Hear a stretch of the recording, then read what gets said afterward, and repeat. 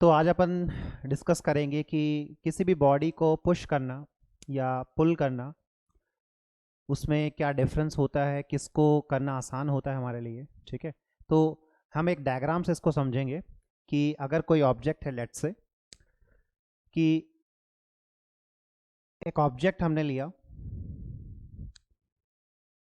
और इस ऑब्जेक्ट को एक मैन है जो पुश कर रहा है। ठीक है बच्चों, एक मैन है जो इसको पुश कर रहा है। और एक दूसरा डायग्राम हम लेते हैं। इस डायग्राम में हम देख रहे हैं कि एक मैन है जो इसको पुल कर रहा है, लाइक दिस।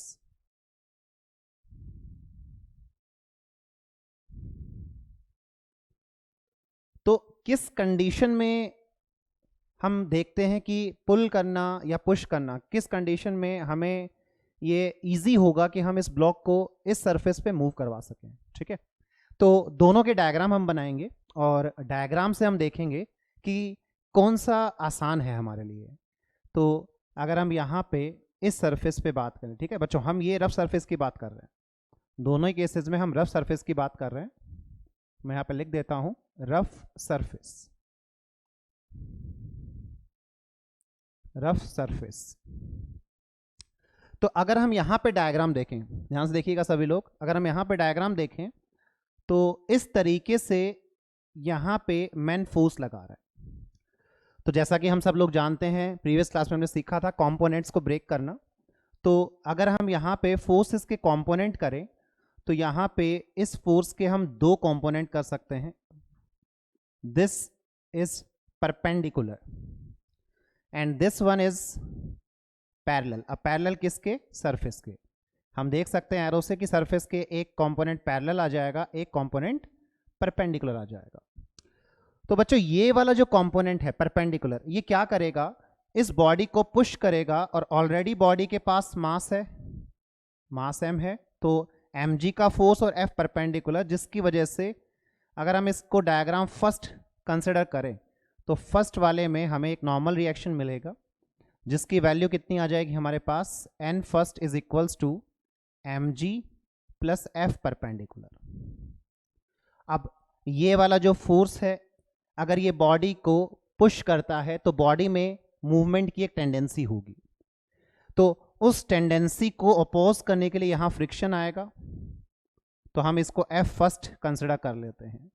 तो हम जानते हैं कि जो भी मैक्सिमम फ्रिक्शन यहां पे आ सकता है, अगर हम उसकी मैक्सिमम वैल्यू की बात करें तो वो कितनी आ जाएगी हमारे केस में, friction of coefficient mu into n first.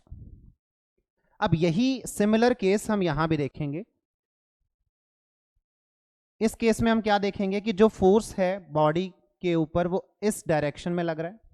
मान लेते हैं कि सेम फोर्स लग रहा है, सेम एंगल है, सब कुछ सेम है, बस फोर्स पुल कर रहा है। तो यहां पे अगर हम इसके वही दो कंपोनेंट्स लें तो इसका ये कंपोनेंट F परपेंडिकुलर ऊपर आ जाएगा और F पैरेलल इसको पुल करेगा। तो इस केस में हम क्या देखते हैं कि जो नॉर्मल है, अगर ये हमारा सेकंड केस है लेट्स से, तो जो इस केस में नॉर्मल है n सेकंड, हम क्या देखते हैं कि जो n सेकंड है वो बराबर आएगा mg माइनस f परपेंडिकुलर। अब क्योंकि ये फोर्स इसको आगे की तरफ मूव करवाएगा, टेंडेंसी लेके आएगा मोशन की, ठीक है, तो ये फोर्स जो है फ्रिक्शन के अपोजिट मूवमेंट करवाएगा। तो यहां पे हम क्या देख सकते हैं कि जो फ्रिक्शन है उसकी मैक्सिमम वैल्यू सेकंड केस में हमें कितनी मिलेगी, this is mu into n second. तो यहां आप दोनों केसेस के नॉर्मल रिएक्शन को अगर कंपेयर करें तो आप क्या देखते हैं कि इस केस में पुश होने की वजह से, ठीक है, इस केस में पुश होने की वजह से बॉडी का नॉर्मल रिएक्शन बढ़ गया। और हम जानते हैं कि नॉर्मल रिएक्शन जितना ज्यादा होगा, उतना जितना ज्यादा हम दबाएंगे सरफेस के अगेंस्ट, उतना ही ज्यादा फ्रिक्शन वहां पे प्रोड्यूस हो जाएगा।